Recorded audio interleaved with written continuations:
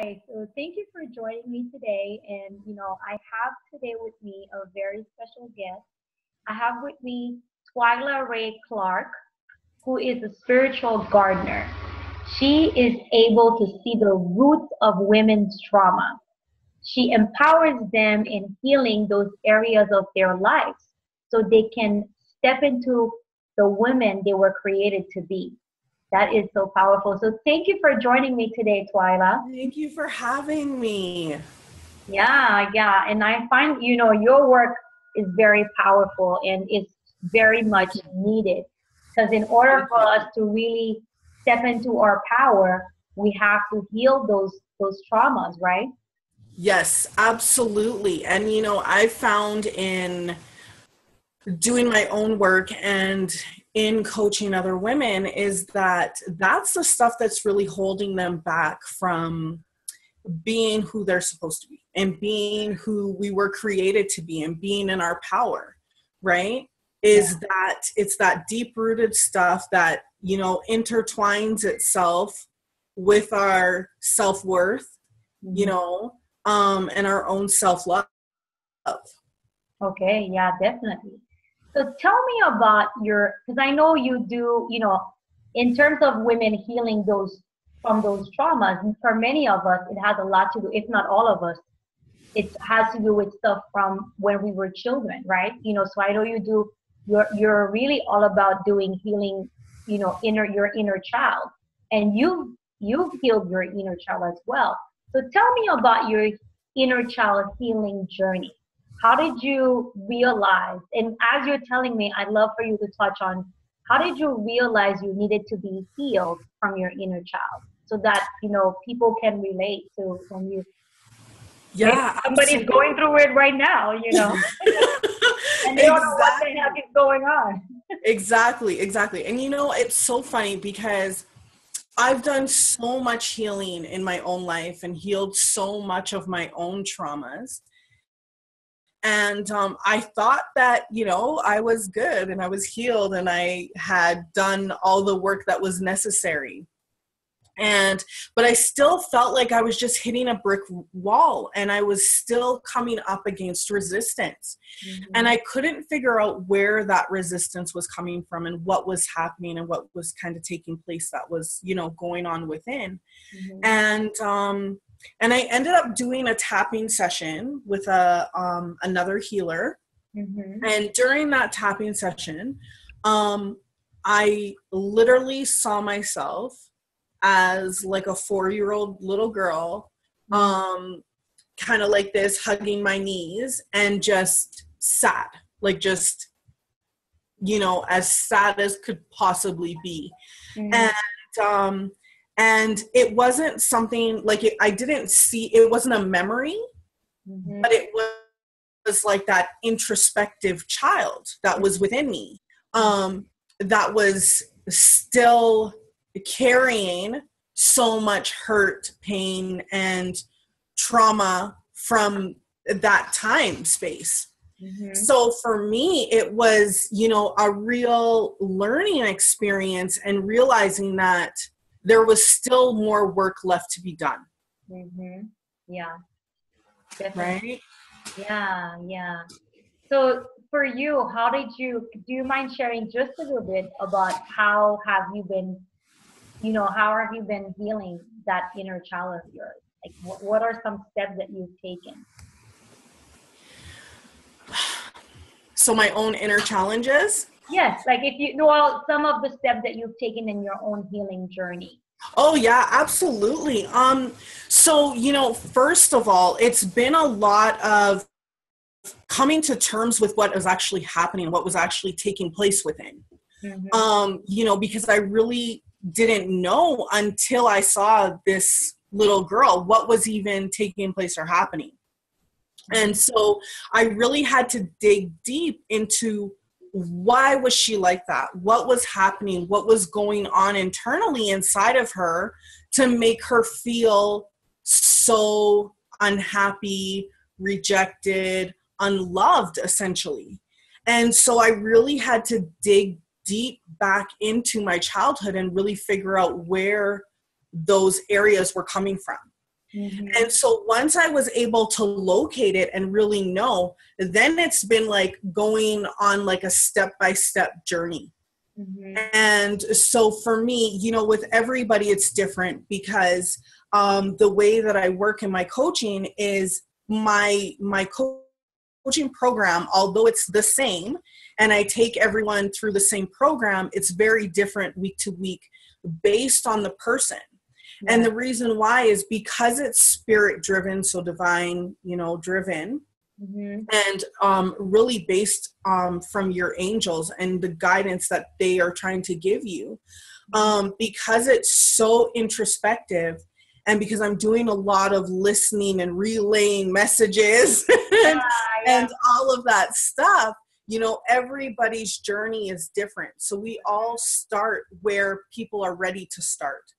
So for me, you know, it was realizing that, you know, one, that I am worthy.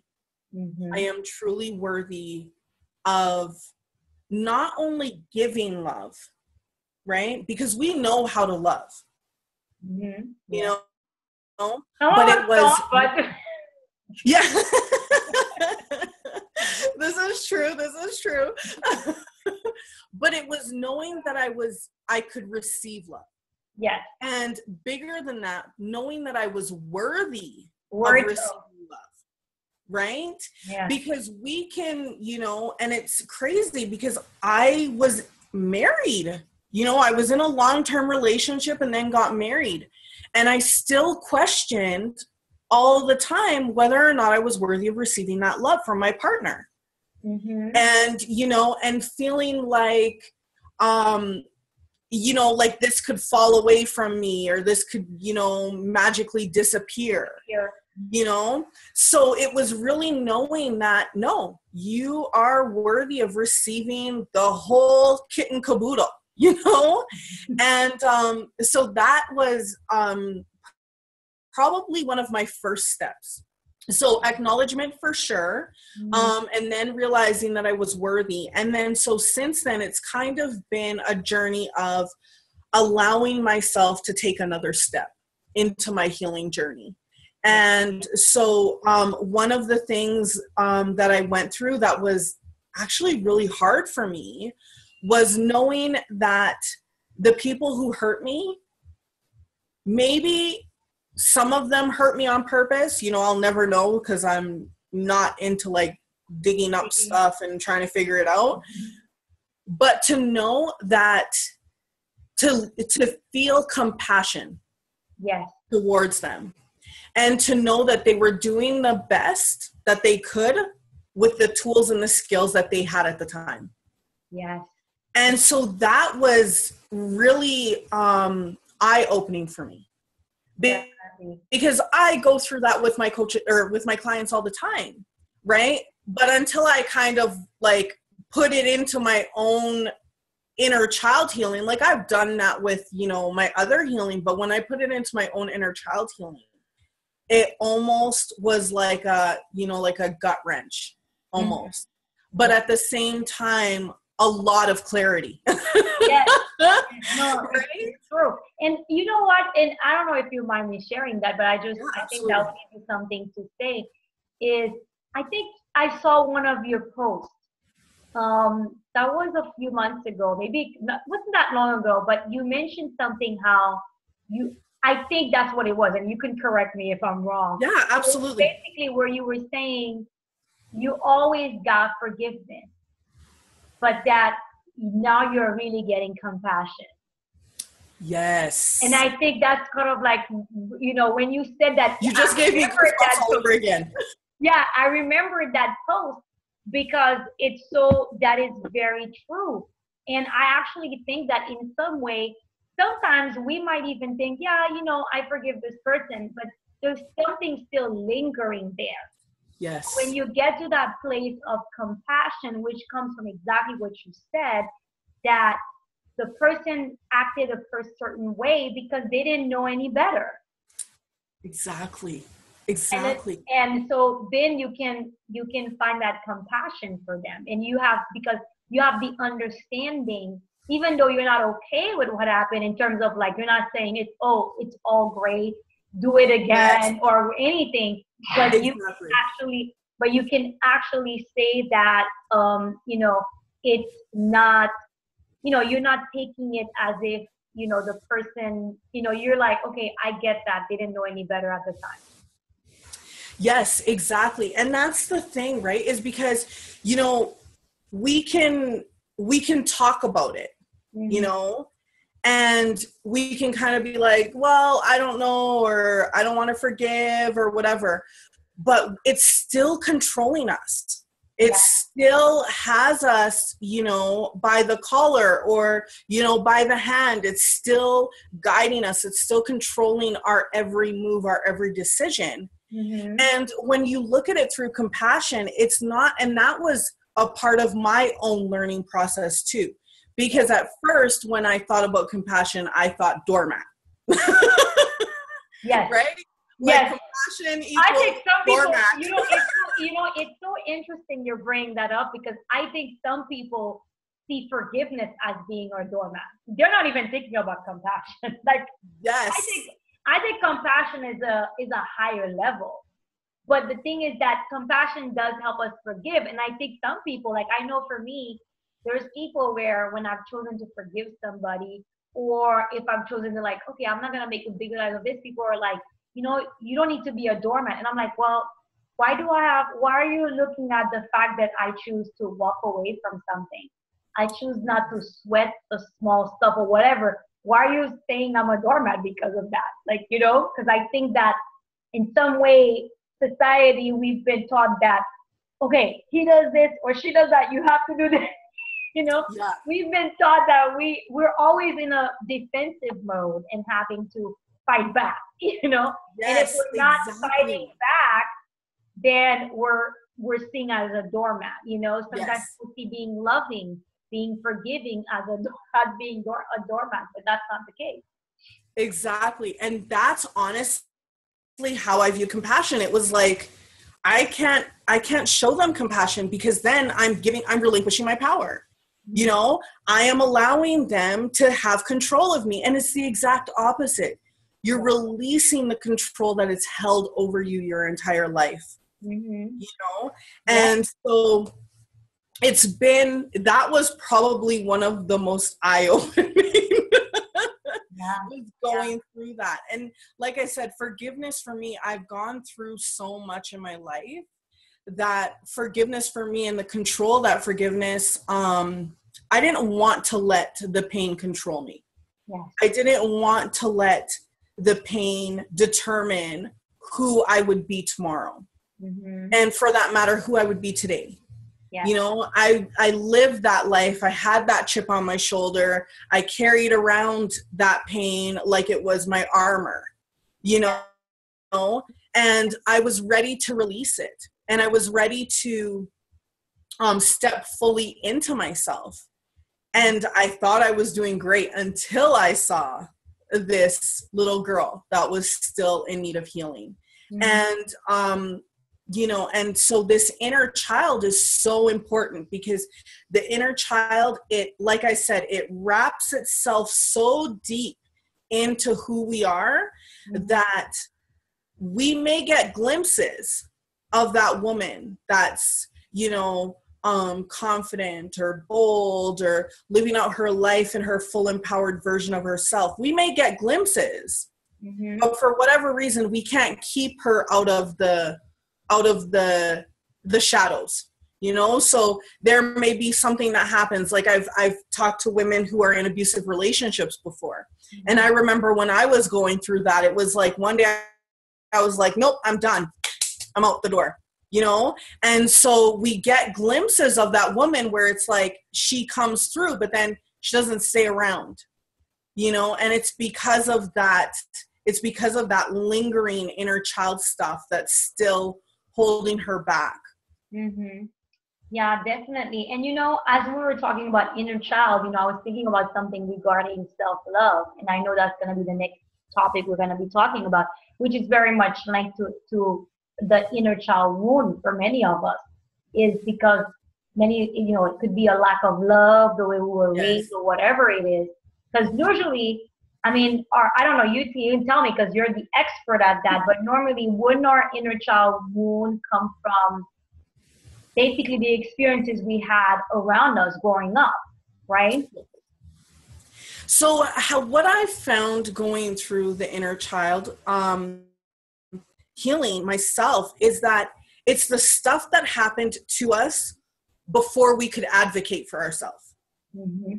So before, when others were to be our advocate, when others were to protect us, to keep us, to, have us safe, I found that that's where it's come from. It's been when we weren't able to speak for ourselves.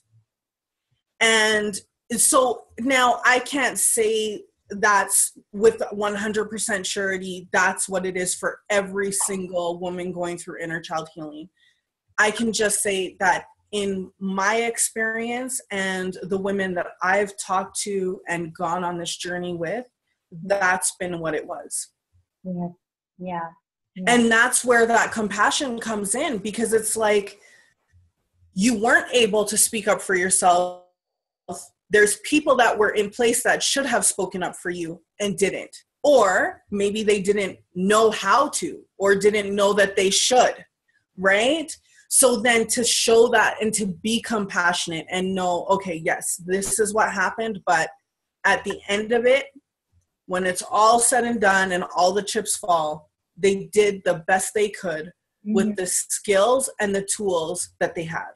Yes, definitely. And that's the thing is, I love when you shared about that, because I can't remember his name, because I can't remember it, but it's just that his name is like not easy to say.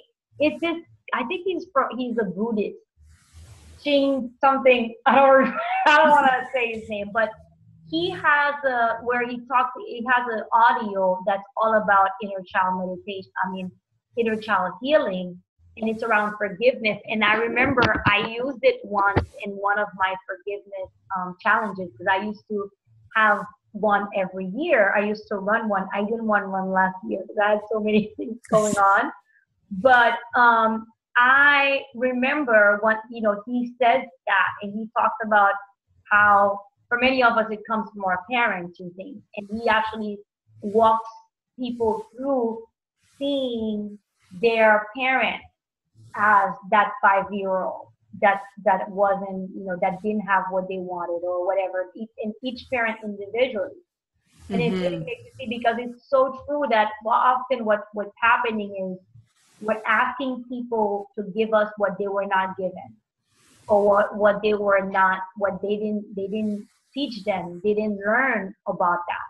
So that is, and the thing is that, and that's why, I think it's also very much linked to the self-love piece. That's why you want to love yourself, because the thing is that if you're seeking for somebody to fill that void for you, sometimes they don't even love themselves, so they can't do that for you. Exactly. Nadjejda, can you see me okay? Because I just realized the sun is going down real quick and it's getting I just realized that. I was like, oh, it's really dark in here. I know, it's all good.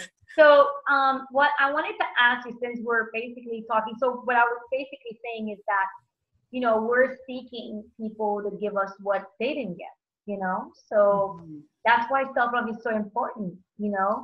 And that's sort of like your work is so important too, is because, we need to like let it go of the past, heal those traumas and really love ourselves and step into our own power, Exactly. And it's so funny that you bring up like our parents, right? Yeah. Because I always talk about this thing.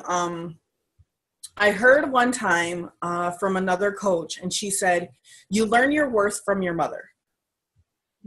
And when I heard that, it hit me like a ton of bricks. And I was like, wow, it explains so much now. And, it's not to say that anything bad about my mom, but it's like, whoa, because when I looked at myself, I saw a mirror image of my mom. Mm-hmm. And so I realized that, and then so through this discovery process, I realized that going back generations, if all of us are carrying our mother's worth, then there's ancestral baggage that's passed down with each and every generation. Yeah. And I have 4 daughters. And I looked, and it was so introspective for me. And I looked at my life and I said, I will not carry this on. I refuse to give my baggage and the baggage of every generation before me to my daughters. Yes. And I was like, the cycle has to break here. And so at that point, when I noticed that, that's when I really started digging deeper and really honing in on where my self-worth was coming from, the things that had happened that had tarnished my self-worth. And then how could I put the pieces back together again? Yes, definitely. Right? And that is so important what you said, because I remember hearing that before. And that's one of the things that I've known too, is that they say definitely what you just said is when you heal yourself, you heal it for generations after you.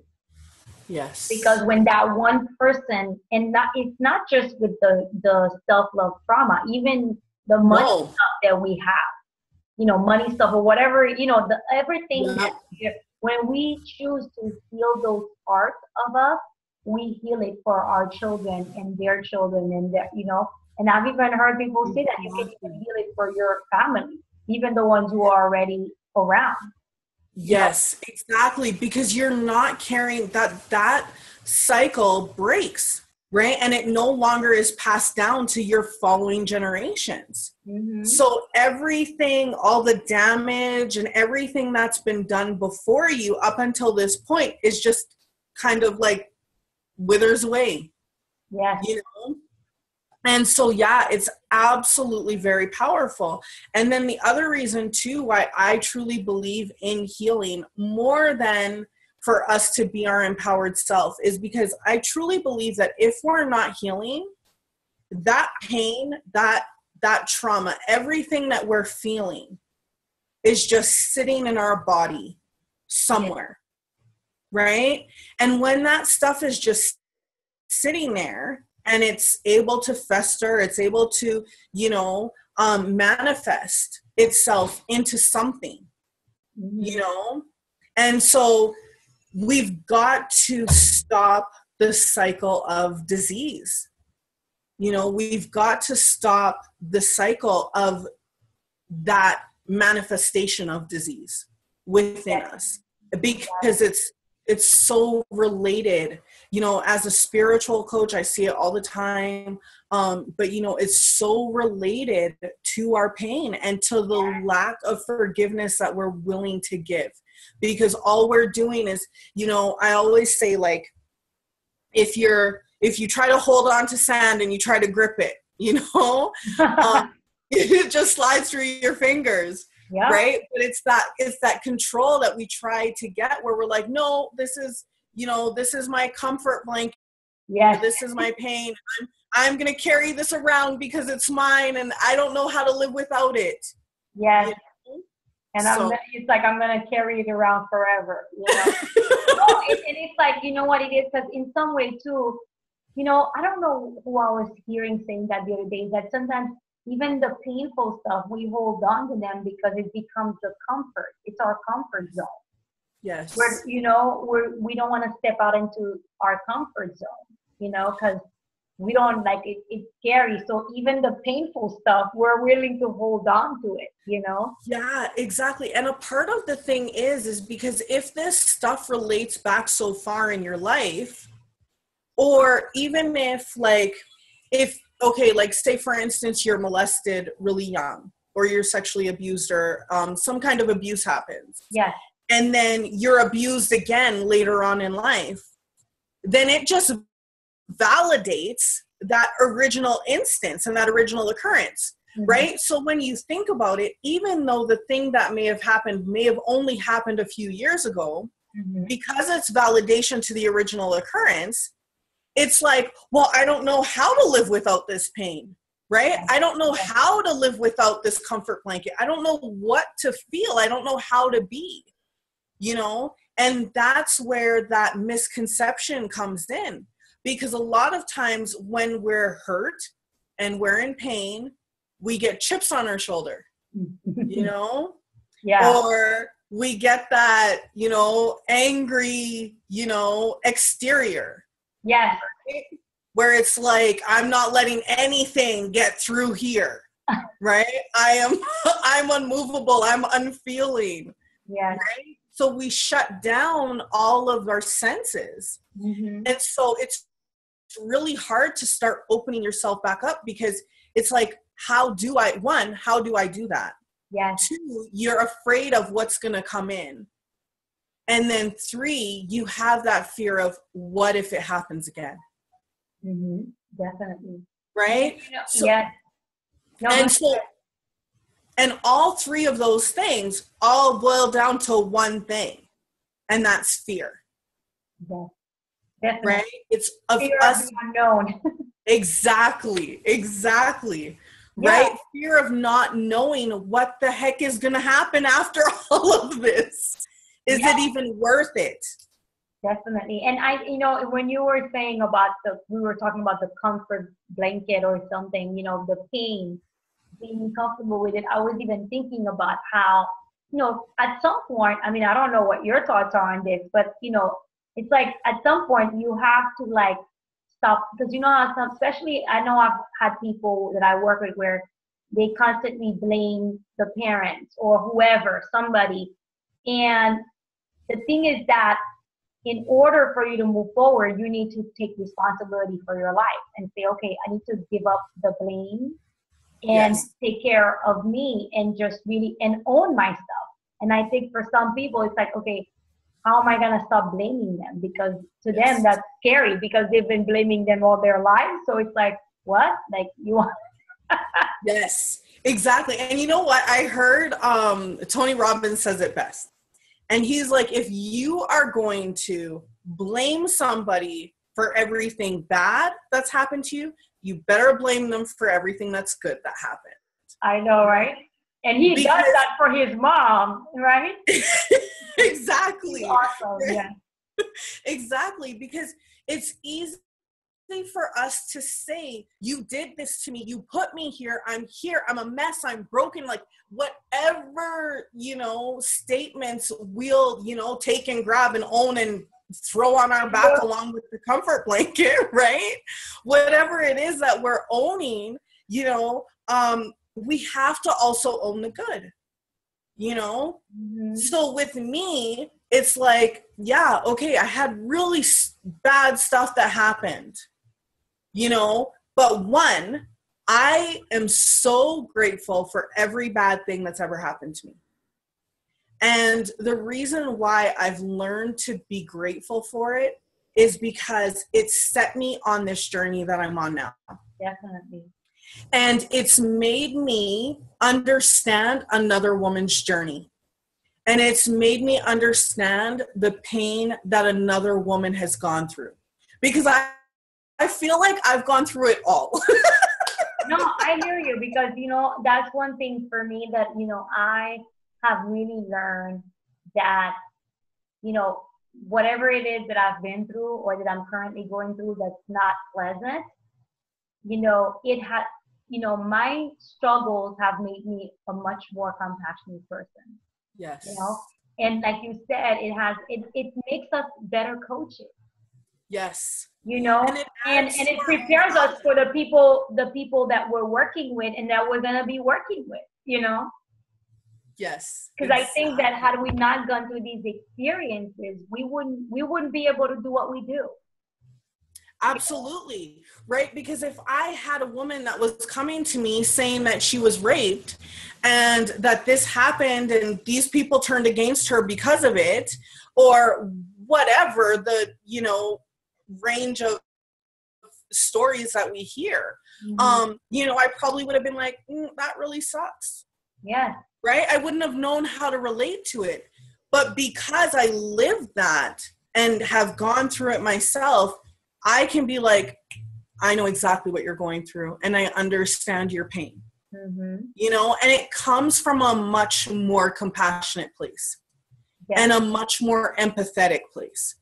Definitely. Yeah. That's right. So true. Yeah. Where, you know, you're now, you know, and it's so funny because I feel like in those moments, it's the words that aren't said sometimes that build the relationship. Yeah. You know, it's the energy that's exchanged without words that builds the relationship in those moments I've found. Yes, definitely. No, it's so true. So true. So tell me, do you have a self-love practice? And I'm sure you do, but if you do, can you share some of it with us? Yeah, absolutely. So self-love truly begins, I tell everybody, if you're learning how to love yourself, begin with self-care. Because self-care it works on so many different levels and it goes deep. And the reason why is because, okay, say for instance, you're like, okay, my body wants to, I don't know, take a salt bath, right? You actually have to consciously, even though you may not say, oh yes, Twyla, you are worth this salt bath right now, and I am going to delegate this time for you to take this salt bath, and you're just going to relax and love on yourself and enjoy every minute of it. You may not consciously say that, right? But in you saying, I am going to honor you by giving you this salt bath, you're telling yourself, one, that you're worthy of the time. You're worthy of having this special treatment. Because when your body calls for it, it's special. Yeah. Right? When your body is telling you what it needs, what it requires, because we are so good at ignoring the things that our body is requiring. Our body will tell us, you need a glass of water. And we'll go to the fridge, see the water, but we'll grab juice instead. Or we'll grab a can of pop or whatever, right? We're so good at doing the opposite of what our bodies want. Yeah. So the moment that you listen and you honor what your body is asking for, you are beginning to tell yourself, I love you. Yeah. And then when you actually start to begin to, you know, say, oh yes, that salt bath sounds amazing, we're going to do that right now. Then you begin to tell yourself that you're worthy of having that time and that space delegated just for you. So I tell everybody, the quickest way to self-love, practice self-care. Yeah. Because when you sit back and you say, oh yes, I am going to do this. And I tell everybody, I say self-care for me is not, like, I don't judge people's self-care. I know there's some people who judge self-care and they're like, oh, self-care is just bubble baths and massages, right? I truly believe self-care is anything that your body calls for. Anything in that moment that your body screams out and says that I need. It could be 10 minutes of you being by yourself, sitting in the corner, having a cry. That could be self-care if that's what your body is telling you that it needs. And you need it, then you go with it. Exactly. Yeah. So truly self-care, hands down self-care. So I listen to my body. I listen to the things that my body requires. Yeah. And then the other thing is, I practice affirmations every day, every single day. And I always tell people, because, you know, affirmations, like I have a few clients and they're like, oh, I hate affirmations. They don't work for me. And I'm like, okay, well, what are you affirming to yourself? And they're like, well, that I have this rock hard body and I'm feeling sexy and like whatever. And I'm like, okay, and how do you actually feel about your body? well, I feel like I need to lose 20 pounds. And every time I look in the mirror, all I see is my stomach and my hair looks bad and this isn't right. And, you know, like it just goes on and on and on. Yeah. And I'm like, well, of course your affirmations aren't working. Because if you're standing in the mirror telling yourself that you have a rock hard body that's sexy and all you see is flubber, well, of course, right? So I always tell everybody, start with something small. Yes, I agree. I don't care if I always use the example of an eyebrow. I don't care if it's your eyebrow. I don't care if your eyebrow is the only thing that you can find on your face or your body that you like, or if it's your fingernail. I love that idea. I love the idea of like affirming something about yourself that you already like love, that you exactly, because you have to start small, because you have to, like, and I tell everybody, I'm like, okay, if this is a day where my eyebrows are not looking good, I am not going to stand in the mirror and say, Twyla, I love you some eyebrows, because I'm going to be thinking, no, look at all the hair that's in there that's out of place. Yeah. Right? So it may vary.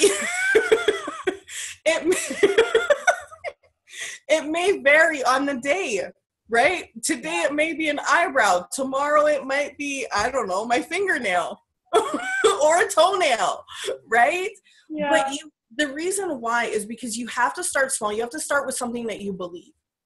You have to start with something that when you say it, yes, you believe it and you feel it. And then as you up your self-love game and your affirmation game, you'll begin to start feeling better about yourself. You'll be able to pick bigger things until you can actually look at yourself in the mirror and say, I love you, right? But until you can do that, that's okay. I wasn't there when do you think I was standing in the mirror on my first time trying to do an affirmation saying, Twyla, you're gorgeous and I love you? No. That would be unrealistic. I'd be lying if I told you that. I picked an eyebrow. There is a reason why I use my eyebrows as an example. Yeah, I love that. You know what? I had never heard it like that before, but I really love how when you talk about picking, like having that part of you, like saying that you love that part of you, like, because I love that. And you could basically, what you're saying is that work your way up. Yes, exactly. So I love it because I'm all about starting small. So I can see how you were saying with your affirmations, you also start small, you know? Yes. So that's what I'm hearing you say. Exactly, because you have to take bite-sized pieces. If you try to get to the finish line, but you haven't even started yet, like the gun hasn't even gone off to say go, right? You're never going to get there. And you're going to continue hitting that wall. And all that you're going to be affirming to yourself is every time I look in the mirror, all I see is flubber. Yeah. Right? And then what does that mean to you? What does that flubber mean to you? Well, I hate myself. I hate the way my body looks. I don't feel good about myself. I don't feel confident. And it's a list of don'ts. Mm-hmm. Right? So you've got to start small. You've got to start with a little bite or a baby step as opposed to taking the leap. Definitely. I get it. And the thing is, when you're going through your self-care and you really start listening to your body and the things that your body's calling for, you'll start building up your self-love muscle. You'll start practicing it because you're starting to grow your worth. Mm-hmm. Yeah. Right? As you grow your worth, you grow your self-love. Yes. Definitely. Right? Mm-hmm. So that's why it's so important. And then, so the other thing, so I do that. So I look in the mirror and I tell myself one thing, and I do this so I look at myself in my eyes. Mm-hmm. Now, I realize that a woman who is not feeling that great about herself may not be able to look at herself in the eyes yet. So same thing, take a bite size. Just go to the mirror. If you can't look in it, that's okay. Work your way up, right? But don't feel guilty about not being able to hold your own stare. And don't feel guilty about crying, because I've done this exercise with so many women and they get to that mirror and it's time to say something and they're looking at themselves and all they do is break into tears. right? Because when we stand at the mirror, we're doing it out of monotony. Mm-hmm. You know, we're brushing our teeth, we're combing our hair, we're doing whatever, but we're not actually looking at ourselves, Mm-hmm. right? So that first time when they get to that mirror, it's emotional. Yeah. You know, so you've really got to dig deep. And so I always say, go to the mirror. If you can't hold your gaze, if you can't look in the mirror, that's okay. Don't beat yourself up for it. The next time, try again and just keep trying. Yeah. And then, so what I say is I look at myself in my eyes and I say my name. So I say, Twyla, you are beautiful. Or Twyla, I love your eyebrow, whatever it is. Yeah, I like that. And then I tell myself one thing that I'm proud of myself for doing. Mm. So mine is, Twyla, you are beautiful, and I'm proud of you for stepping into your power. Yeah, I like that. And I say that to myself every single day.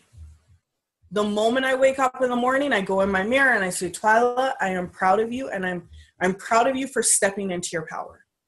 Mm-hmm. Yeah. And at the same time, it's a reminder to me to make sure that I'm in my power that day. I know, right? That's your way of reminding yourself to step into your power today.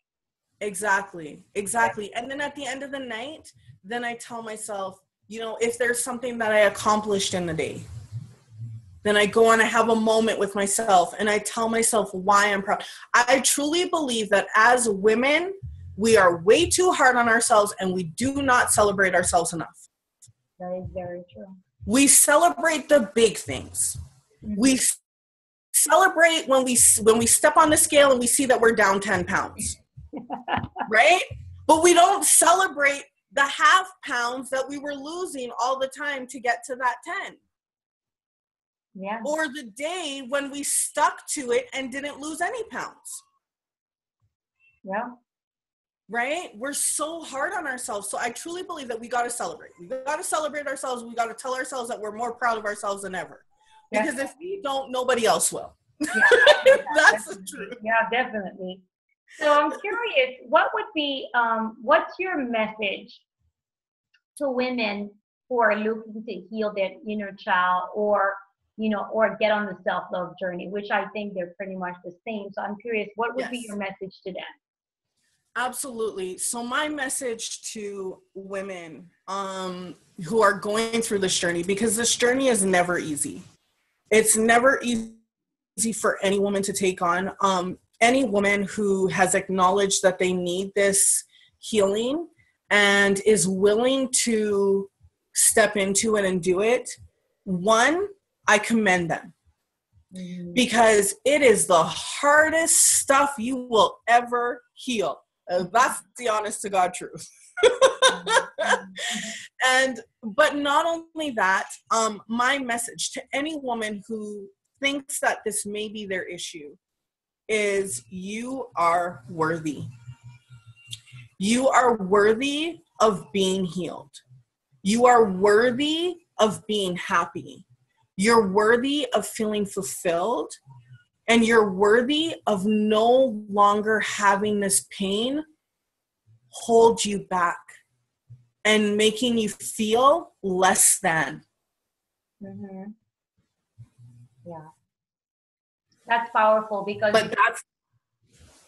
Yeah, no, I was saying that's powerful because in order for someone to really to step into that journey, in order for them to do that inner work, and I'm just thinking about that's just with pretty much anything, really, we have to know that we're worthy. I know for myself, even just starting in the entrepreneurial journey, it was important for me. I knew that, wait a minute, this is not it. Where I was at was not it for me. Mm-hmm. You know, I wasn't even sure exactly what it was, but I just knew that this is not it. I am worthy. I am worthy of much more than that, you know, and I need to do something much more than that. This is just not it. So in some way, you do have to know that you are worthy, that your purpose is worthy, and your life is worthy of something bigger. so that you don't stay in that Yes. small place. And you truly have to know that, especially going into the entrepreneurial journey, because there's so many people that are going to try to talk you out of it for your own good, right? They're going to be like, I love you. Why are you doing this? Stop. Go back to the 9 to 5. Corporate will take care of you. There's benefits, right? There's a steady paycheck, you know? So you really do have to know that you're worthy, and that you're worthy of thinking out of the box. You're worthy of stepping out of your comfort zone. And more than anything, and you touched on this beautifully yesterday in your live, you are worthy of your dreams. And not only are you worthy of your dreams, but your dreams are worthy of you. Yeah. Right? Definitely. You know what, I was trying to remember, because I was like, okay, was that today? Is that yesterday? I don't even remember. Because I remember, oh yeah, I think I did say something like that. When did I say it again? Yeah. But yeah, definitely. I get that, definitely. So tell me about I know empowerment is important for you. So tell me about what are your thoughts on empowerment?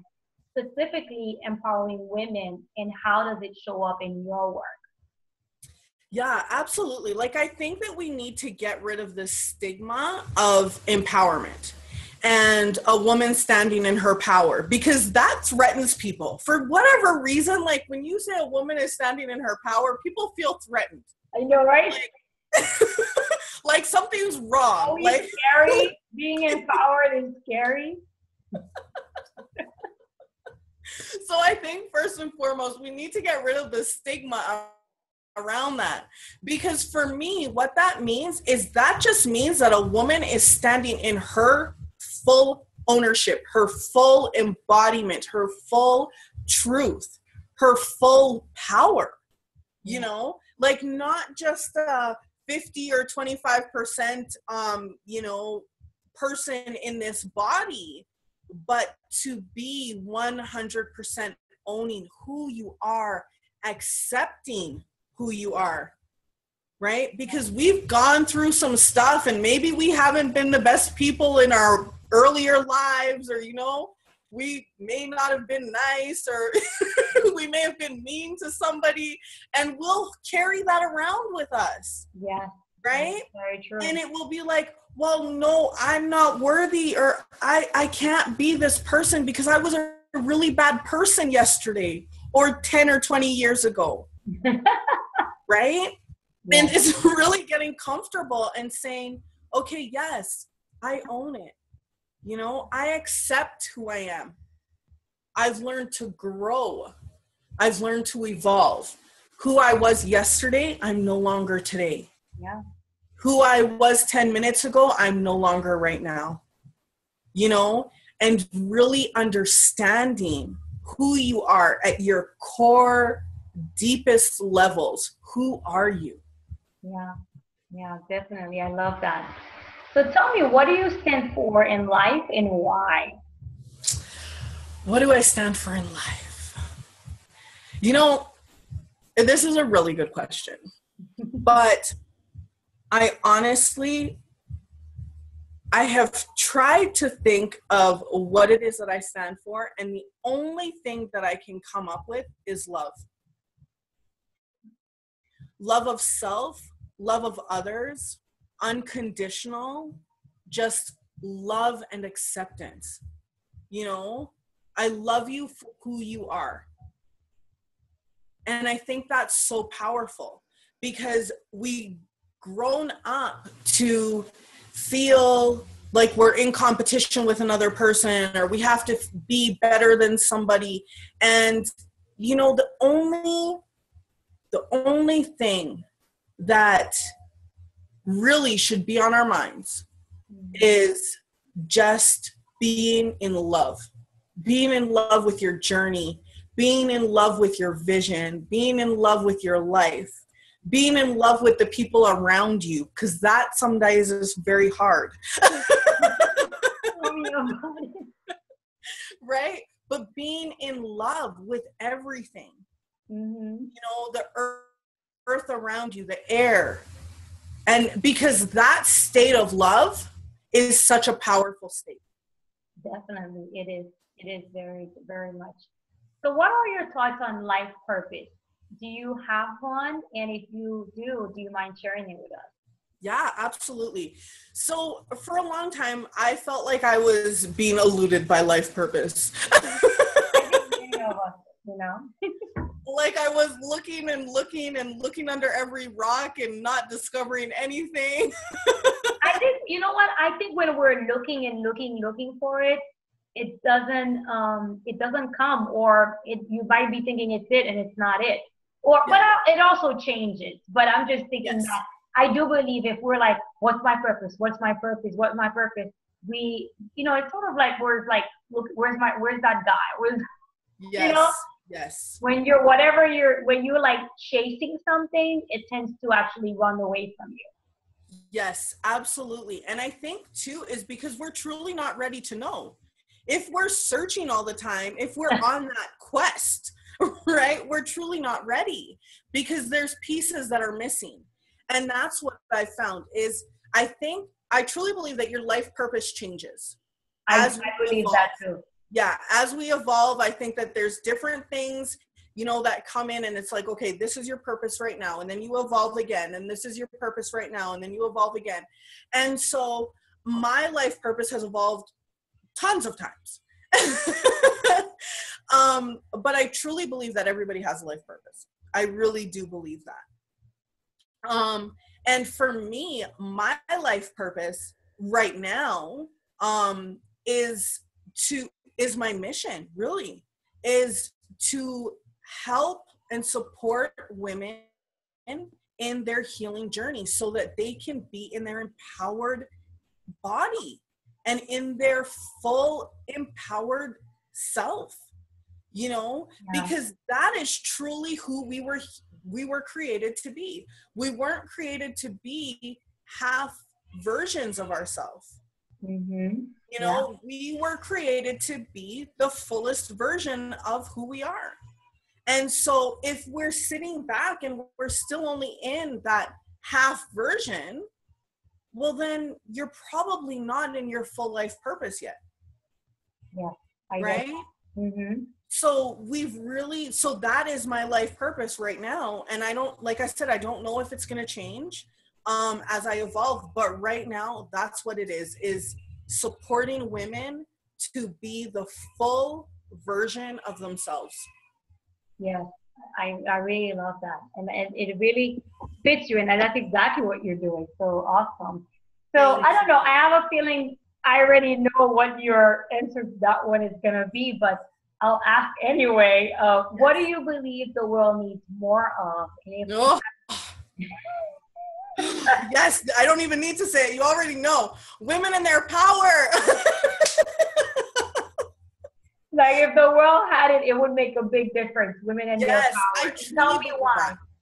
I think, well, you know what? I've come to realize this. So I worked in corporate, and at one point in time, I had worked with a number of different directors. There was 12 directors in total, and one of the 12 happened to be a woman. And I bumped into her in the elevator one day, and I literally went like this. Like and yeah, like I was terrified of her. Terrified. And she was like, "Oh, hi, Twyla." And I was like, "Hi, Diane." Oh my God. Terrified. Right? And so I can't remember how the conversation ended up coming up. And I said, "You are very intimidating." And she said, "Here's the thing." She said, "I am a director and I'm one of 11 or one of 12. Sorry. No, sorry. There was two women. So 2 out of 12 were women. 12, okay. Right. And she said, on my team, I lead only men. Mm. And she said, I have to be that way. Because if I'm not, she's like, they'll walk all over me. Mm. And that opened my eyes so much in that moment, because it's like, we have this feminine energy, this loving, nurturing, charismatic, Yes. just this good, juicy energy. And yet we live in a masculine dominated energy world. Mm-hmm. And so now that the shift is happening and all this goddess good energy is awakening and this feminine energy is igniting, I truly believe that we need more women in their fullest version of themselves. Mm-hmm. Because when a woman is in her full version, her full embodiment, her true self, the woman that she was placed on this earth to be, yes, then it just creates more of that feminine energy that this world and this earth needs more than ever at this time. Yeah. Maybe since we're done with the question part, I want you to tell people, I know I introduced you, but, if you want to tell them a little bit more about your work and who you work with, because, hey, you may have some potential clients watching us right now who may be part of my audience. And then I also want you to tell them about where they can find out more about you, where they can, connect with you, follow you on social media, your website info, and if you have any current offers or anything coming up. Yeah, absolutely. So first of all, my name is Twyla Clarke on Facebook. So definitely find me, add me, shoot me a message. You'll find me in Nadjejda's mutual friends too. Or in my friend list if you can't locate me. But yeah, so I work with women who typically have inner child work that needs to be done. The women that I have worked with haven't actually known that they had inner child stuff until we started actually working together. So that's but what it looked like was unhappiness, unfulfillment, feelings of not being loved, past abandonment or rejection issues. And then, I find that the women that come to me, it's like they know there's an issue. They're aware of something. Maybe they can't pinpoint it. Maybe they can. Typically they can't. But they're doing everything to try and fix themselves. So they're watching TED Talks, watching YouTube, going through Super Bowl Sunday. Yeah. Exactly. I mean, I love it, but I'm just saying, Yes. I'm just Exactly. But like when you go on YouTube and you click one and then it auto plays the other one, and so you're like going through the auto plays. So you're kind of doing everything and it's not really hitting, and you're kind of hitting a brick wall or feeling like there's still something missing or something's not hitting home or something's not working. So those are typically the women that I work with. And yes, I do typically only work with women. So sorry, men. This is women empowering women after all. Oh, that's funny. Okay, and so did you give them your website? I don't recall. I don't know where you did. I don't know. Oh, no, the website. Sorry. TwylaClarke.com. So TWYLA CLARKE, Clarke with an E.com. Great. And Twyla, do you want to tell them about your Facebook group? Because they can find your Facebook group. Oh, yes. Okay, so I do have my Facebook group. It's called Project Love Yourself. And on Tuesdays, Wednesdays, and Thursdays, I will be running. So Tuesdays, I have an angelic healing Reiki session in there that you can come in and join. Wednesdays, I will be doing Oracle Angel card readings where I'll pull a card for you. And then Thursdays, we'll be doing a group meditation. Awesome. That's great. Yeah. That is really awesome. So thank you again for joining me, Twyla. Thank you. And, I'm sure you will come back sometime I soon. would love to. It was so much fun. Definitely. It was fun talking to you too. And thank you all for joining us. Thank you all for Yes. listening. Thank And I'm you. sending you all love and light. Take Yes. care.